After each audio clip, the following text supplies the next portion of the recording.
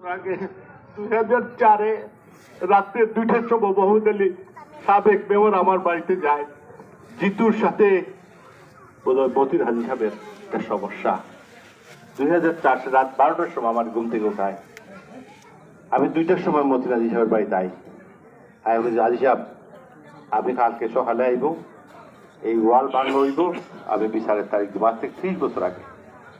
এবং সেই বিচারের তারিখ করার পর ওয়াল ভাঙতে জিতু আজকে নাই, ওয়াল ভাঙতে বিচার করছি, ধুমধাম মিয়া সাহেব তারা আসছে, আওয়াল স্যার তারা অনেক আসছে, চুনাঘাটের বহুত নেতারা আসলাম। বিচার শেষ হয়েছে। কেউ তো আমার প্রতিবেশী গা, পাশের গা, ঘর গাল যাওয়ার পাশের গা, কেউ তো আমার।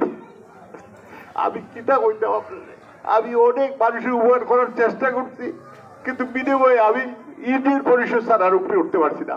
কথাটা আমি বুঝাইতে পারছি। আজকে জীবনের শেষ প্রান্তে এসে আপনার কাছে